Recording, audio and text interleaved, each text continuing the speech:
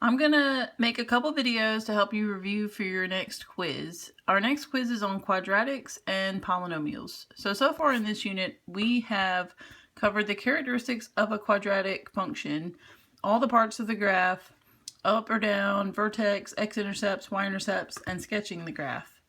Then we've also talked about quadratic functions when we have objects in motion, like what's the maximum height of the object, when does it hit the ground, when is the object a certain height in the air, and find the zeros or the vertex or the y-intercept in order to answer some of those questions. So we'll take a look at those. We've also looked at quadratic functions using geometry, like when we have to find two numbers whose difference is something and then their product is a maximum or minimum. We'll look at that. And then the rectangular pen problems, like when a farmer needs to fence in a field and wants the maximum area. We sometimes have to find the vertex and interpret that to help us figure out, and we call those optimization problems. We've looked at characteristics of a polynomial, like whether or not it is a polynomial, the degree of a polynomial, which also helps us figure out the number of real zeros we're looking for, and also end behavior. And last but not least, we have talked about finding zeros of a polynomial using factoring and using long division to reduce to a quadratic function, and then from there using quadratic techniques such as factoring or quadratic formula to finish solving for all the zeros.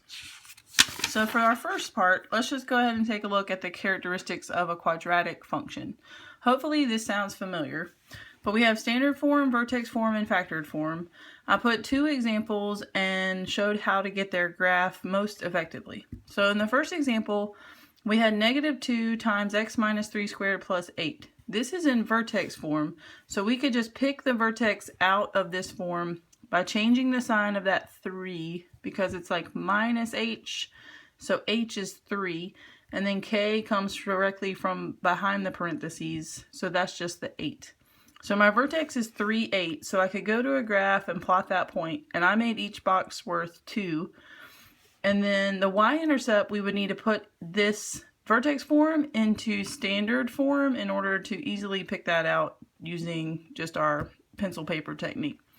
So I FOILed x minus 3 right here. I distributed the -2, and then I added the 8 to the -18. So once I get it into standard form, the y-intercept is just that c value, that last term in your quadratic.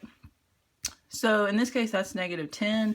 So I plotted the point at -10. Remember, each box is worth 2. And then using the axis of symmetry, I was able to just mirror another point on the graph and easily sketch a parabola that's facing down. Remember, we know it's facing down because it's a -a value. And the a is just that first leading coefficient. And it's, in this case, just sitting outside of our binomial squared. All right, so that's it for example 1. Example 2 is already in standard form. It's still negative, so it's going down. So if that was a positive, it would go up. The vertex, we can use our formula. So whenever it's in standard form, we can just use the formula (-b/2a) to find the x of the vertex, and then we can plug that value back into the function to find the y of the vertex. So I picked out (-b) is +2, and then 2a would be 2 times -1 in the denominator. Simplified that, and I got -1. Then so that's the x of the vertex. That would also be the axis of symmetry.